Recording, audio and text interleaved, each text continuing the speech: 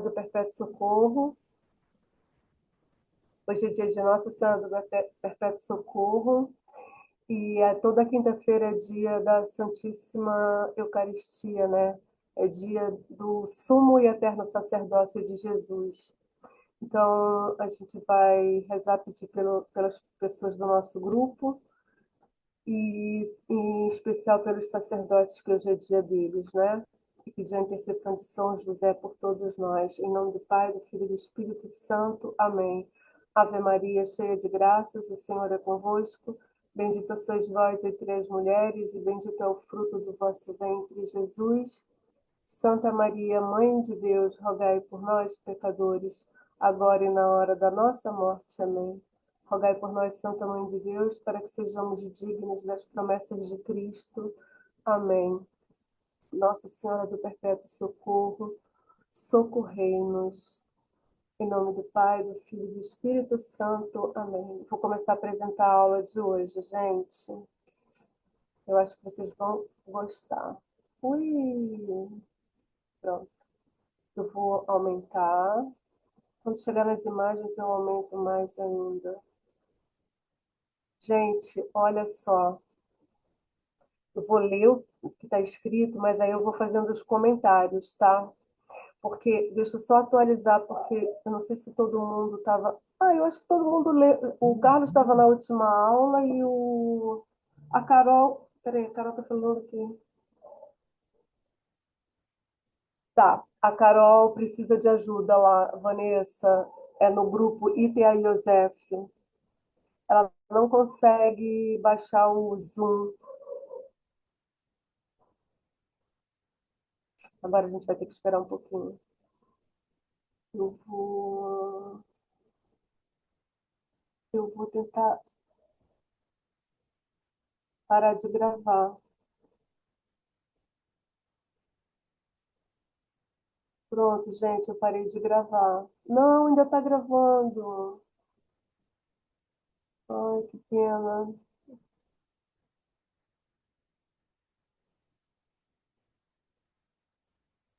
Eu voltei a gravar, pode Eu vi, começar, vamos ver se ela pega. tá bom, eu vi. Então, depois, se ela precisar, eu até dou aula particular para ela, tadinha. Ela ouve, mas depois eu explico. Então, olha só, a gente vai estudar justamente a nossa parte, que é a carne, né? A gente vai estudar todas as coisas da teologia cética e mística que vão ajudar a nossa alma nessa luta. Eu só quero falar uma coisa que não está escrito aí, só para a gente lembrar, assim, e ter isso assim em mente, como também São Luís Gonzaga tinha. Outro dia nós comemoramos o aniversário dele de morte, né? Aniversário de morte, ou seja, da entrada dele no céu. Tudo que ele fazia, absolutamente tudo que ele fazia, ele se perguntava assim: o que é isto que eu estou fazendo com relação à eternidade? Porque essa que é a grande pergunta que a gente tem que se fazer sempre, né? O que que eu estou fazendo na minha vida com relação à eternidade? Por quê? Porque a gente vai chegar lá dependendo do quanto a gente vai se esforçar para chegar lá e o que a gente vai fazer aqui. Porque a entrada não é assim, né? Tipo, estou dentro da igreja, estou indo para a missa todo domingo e sempre que eu posso, pum, vou para o céu. Não é. Hoje mesmo no Evangelho, Jesus falava isso, assim, e é bom que a gente tome esses sustos. Ele fala assim: nem todo mundo vai entrar no reino dos céus, nem todo mundo que me chamou de Senhor, Senhor vai entrar no reino dos céus, né? Ele fala isso sim, com todas as letras hoje, no Evangelho de hoje. Então, a gente precisa saber contra quem a gente está lutando, mas saber que a gente está lutando para entrar no céu, porque a porta é estreita, né? Então, a gente não tá, a nossa vida aqui não é uma brincadeira, a gente não está passando uma chuva, né? Porque tudo que a gente fizer vai contar ou não para a gente entrar lá. Na verdade, é isso que acontece, né? A vida aqui é para contar se a gente entra ou não lá. Aí tá, então nós vamos estudar teologia cética e mística, que vai nos ensinar como que a gente vai lidar com uma série de coisas e o que a gente vai ter que fazer. Ou seja, a gente vai estudar as virtudes, uma série de coisas. Só que, bom, depois a gente já estudou e já sabe E é super importante que a gente não esqueça disso, que a gente é nada, nada, nada, nada, nada. A gente precisa de Deus para tudo, para tudo. Carolzinha, meu amor, você chegou! Deus abençoe, que bom! Um beijo. A gente precisa de Deus para tudo e a gente precisa saber que nós somos o nosso maior inimigo, tá? Por quê? Porque a nossa carne, ela vai sempre puxar a gente para baixo, né? Ou seja, porque a nossa carne, ela é super preguiçosa. Aí,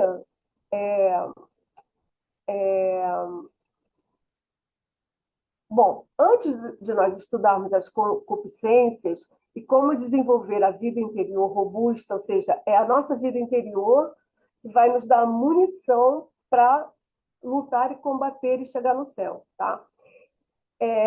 A gente precisa se maravilhar com a nossa vocação, ou seja, com aquilo que Deus quer fazer de nós e como Ele solucionou incrivelmente todo esse o problema da minha luta, da nossa luta, que a gente tem uma carne, a gente tem um corpo que tem o pecado original, ou seja, a nossa carne é corrompida, a gente tem o demônio querendo, né, nos perder e o mundo com milhões de artimanhas para a gente também se perder.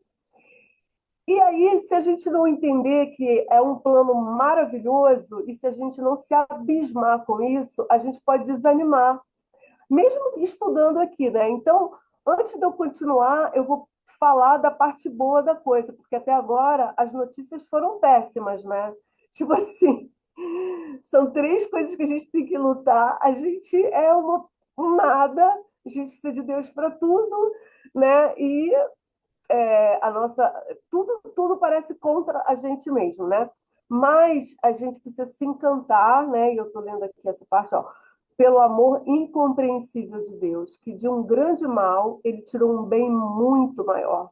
Aliás, a redenção, a vinda de Jesus só existe por causa do pecado de Adão, Nossa Senhora só existe por causa de Eva, porque Jesus é o novo Adão e Nossa Senhora é a nova Eva, ou seja, Deus conseguiu transformar toda a coisa absurda que eles fizeram numa coisa incrivelmente maravilhosa. Então, a gente precisa entender como é maravilhoso para a gente esse plano de salvação. Senão, a gente vai ficar assim, nossa, mas é muito difícil. Não, isso é verdade, porque Jesus falou que é difícil. Mas é muito belo e vale a pena, porque por que vale a pena? Porque é a vida eterna que a gente vai ganhar, né? Se a gente não lutar, simplesmente a gente não ganha, tá? Então, o plano que ele tem para nós é belíssimo e devemos nos admirar com tudo que nos quer oferecer, porque servirá de consolo para nós o conhecimento durante a luta. Então, quando a gente estiver desanimado, a gente também pode olhar para aquilo que a gente está estudando e ver assim, nossa, realmente é incrível, né? Então, esse parágrafo final fala justamente isso, que a batalha é longa, o campo de batalha é longo porque dura a nossa vida inteira.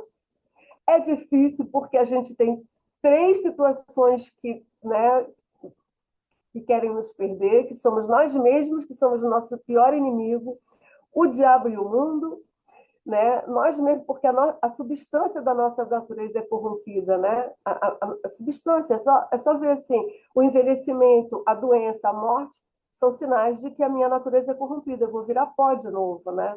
Mas a minha alma não, a minha alma, ela vai ser salva, né? E depois, só na ressurreição dos corpos, é que a gente volta com os nossos corpos. A gente tem um anjo que é superior a nós, ou seja, nós somos seres humanos, o anjo é superior ao homem, ou seja, mesmo ele sendo um anjo mau, ele sabe muito mais de mim do que eu mesma, porque ele me observa, eu já pequei, ele sabe qual é o meu fraco e tudo mais, ele me observa para me fazer cair de novo, e o mundo tem milhões de subterfúgios para me fazer cair. Mas aí que vem a história. A coisa mais linda do mundo é que tudo começa no batismo. Olha que coisa linda. Por que nós precisamos ser batizados? O que acontece com a nossa alma verdadeiramente no batismo? A gente não vai estudar o batismo aqui, tá? porque o batismo a gente vai estudar quando a gente for esmiuçar os sacramentos, mas a gente vai entender por que que tudo começa no batismo, né? Hum. Então, São Paulo tem uma teologia enorme sobre o batismo, e ele fala assim, ó, não sabeis que todos nós que fomos batizados para sermos membros do corpo de Cristo, o fomos à sua morte? Então, olha só, a morte de Jesus é o modelo e causa meritória da nossa morte para o pecado. Essa morte mereceu-nos a vida eterna. O batismo é, portanto, um compromisso de vida nova, pois ressuscitamos com Cristo. A água da pia batismal representa a morte e sepultura de Cristo, de que participamos mergulhando nas águas sagradas, e de que participamos, mergulhando nas águas sagradas, o pecado e todas as nossas afeições ao pecado, a que renunciamos. Então, o homem velho é enterrado no batismo. O homem velho, olha que lindo. O significado do batismo é, ele realmente apaga o pecado original. Por quê? O que é o homem velho? O homem velho é justamente, né, esse homem que tem o pecado e as aflições do pecado, que é apagado no batismo, né? Fica com concupiscência, mas o homem velho é apagado.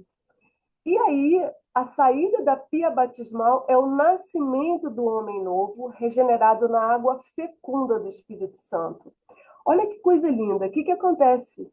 Acontece que, por exemplo, existiram pessoas que são santas, como, por exemplo, Santa Teresinha do Menino Jesus, que ela preservou a graça do batismo. Ela nunca cometeu um pecado mortal na vida dela. Umzinho que seja. Ou seja, aquela graça que ela recebeu no batismo, ela preservou. Então, imagina, se todos nós pudéssemos ter preservado a graça do pecado original, nós seríamos santos a vida inteira, né?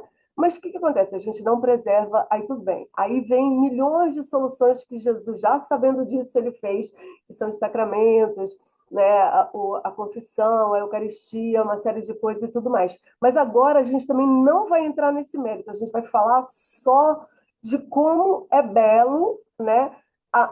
O batismo que nós recebemos, como a gente tem que amar o batismo, como a gente tem que saber a data que a gente foi batizado, a gente tem que comemorar porque é o nosso verdadeiro nascimento. Enquanto a gente não é batizado, a gente não é filho de Deus. A gente é uma criatura criada por Deus. Como assim? Um cavalo é uma criatura, um cachorro é uma criatura, um passarinho é uma criatura, e eu seria uma criatura se eu não fosse batizada. Mas quando eu sou batizada, eu sou reconhecida. Deus me reconhece apenas quando eu sou batizada. Isso é bíblico. Aí, olha só o que Santo Tomás fala.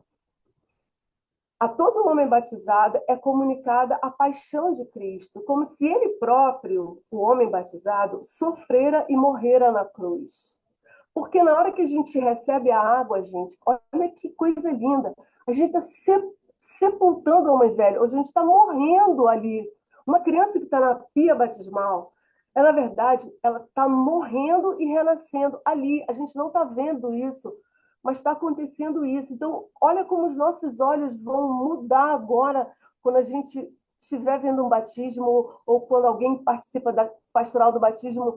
As coisas são tão belas e são tão pouco faladas, a beleza dessa coisa toda. Então, assim, eu preciso entender que eu morri naquele momento. E se esse homem velho não morreu por descuido meu, é um horror, porque naquele momento eu fui santificada naquele momento. Eu fui santificada. Sabe, o padre botou aquela água santa em mim, né? E o Espírito Santo tomou conta de mim. Eu sou santo, eu sou um santo. Né? Uma criança que é batizada, e até ela chegar na idade da razão para entender o que é o pecado, é um santo dentro de casa. Está educando um santo. E olha como os pais de Santa Teresinha realmente tinham que ser canonizados e ser santos, né? Porque eles conseguiram, pela educação deles, preservar uma criança do pecado. Ela nunca perdeu o pecado, ela nunca perdeu, desculpa, a graça batismal. né? Ela manteve, depois, quando foi confessar a primeira vez, o padre falou isso para ela, que ela nunca perdeu a graça batismal, não tinha cometido nenhum pecado mortal. E não só ela, como outros tantos santos aconteceu isso, né? E como é sério ser pai e ser mãe, hein? Como é sério educar uma criança, não só para a criança ir para o céu um dia, mas que tal você ter um santo dentro de casa, né? É só saber de todas essas coisas, né? Porque são coisas muito belas, né? Então, olha que coisa linda isso aqui. No momento em que a água toca. Opa! Tô muito lá para baixo. No momento em que a água toca a fronte da criança, a graça batismal a faz entrar na família de Deus. Ai, faltam só 10 minutos. Tá bom, quando acabar, a gente começa outra sala, tá? Não se preocupem. A gente vai acabar. A aula de hoje ela é muito linda, muito densa e muito curta. Eu fiz bem curta mesmo. Ela entra para a família de Deus, ou seja, Cristo, olha só que lindo, ele desce na alma da criança para purificá-la e introduzi-la na sociedade da Santíssima Trindade, no corpo místico de Cristo. Olha o que acontece com o batismo, né? Essa graça da regeneração é um novo nascimento em Deus. A mesma vida circula em todo o corpo místico. Cristo, cabeça do corpo, recebeu uma graça capital. Graça capital quer dizer graça de cabeça, para com ela beneficiar todos os seus membros. Olha, esse dogma, ou seja, isso é um dogma da nossa fé.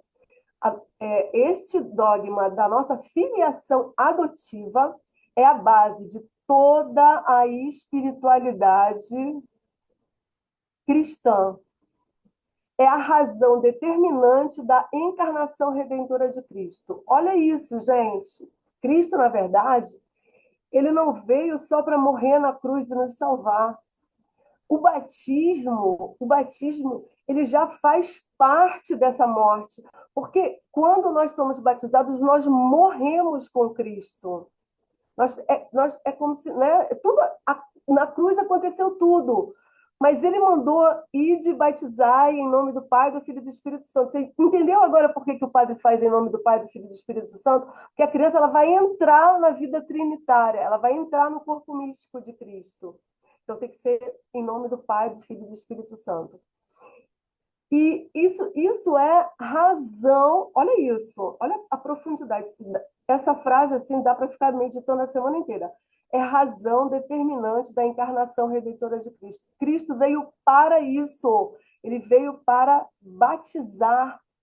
Ele quer que nós entremos no corpo místico dele, senão não adianta nada a morte dele na cruz. Não há frutos para uma alma se ela não for batizada. Né? O fruto é totalmente diferente, a gente nem sabe como que acontece a salvação, só um parênteses, né? De pessoas que não são batizadas, a gente não pode falar disso porque para nós não foi revelado isso, o que Deus quis, a igreja faz.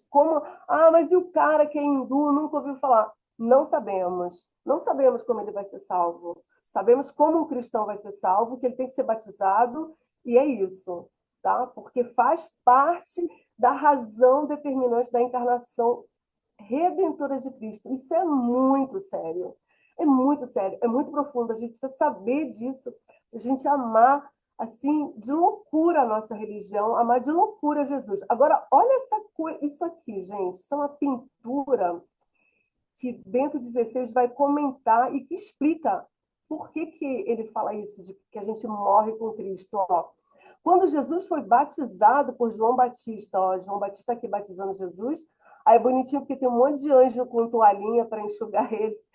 Os anjos ali, todo mundo querendo enxugar Jesus, né?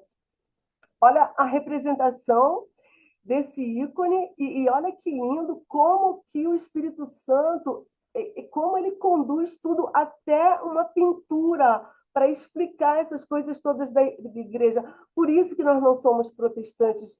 Não é só a escritura que fala as coisas. Uma pintura dessa explica o que a teologia explica. Porque, claro, o Espírito Santo foi lá, inspirou uma pessoa para fazer essa pintura. O que significa essa pintura? Tá vendo isso aqui, ó? Jesus, ele está dentro de uma caverna, né? Parece que ele está dentro de uma gruta, mas é uma gruta cheia de água. E olha só a interpretação disso na teologia.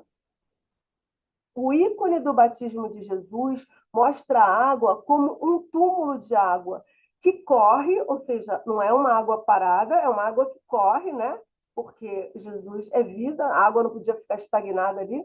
É uma água que corre e tem a forma de uma escura caverna, que, por sua vez, é o sinal iconográfico do Hades, ou seja, do reino dos mortos, do inferno.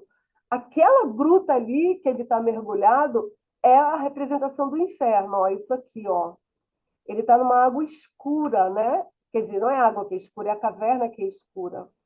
A descida de Jesus a esse túmulo de água a correr, a este inferno que o envolve totalmente, é a pré-realização da descida ao reino dos mortos. Porque Jesus desceu ao reino dos mortos. Vocês sabem, né? Ele morreu, aí ele ficou fazendo o quê enquanto ele estava morto? Ele foi lá abrir os justos que estavam esperando por ele, Moisés, Abraão, Adão, Eva, Josué, blá, blá, blá, blá, um monte de gente que a gente não sabe o nome, estava lá todo mundo esperando por ele.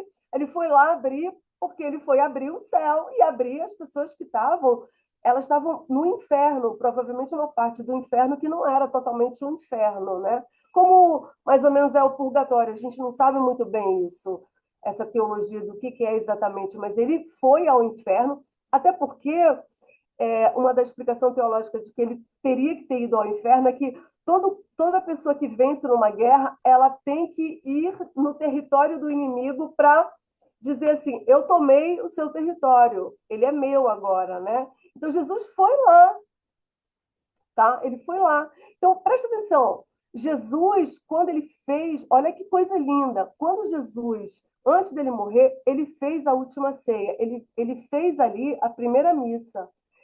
Antes dele fazer qualquer coisa, o que foi que ele fez? Qual foi a primeira coisa que Jesus fez? Ele foi batizado.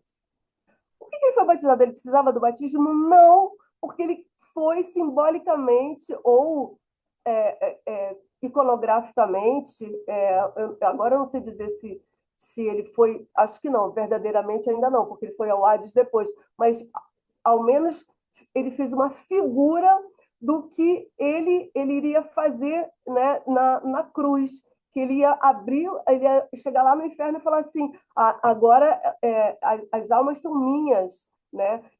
Agora agora o demônio vai ser como é que fala, acorrentado, né?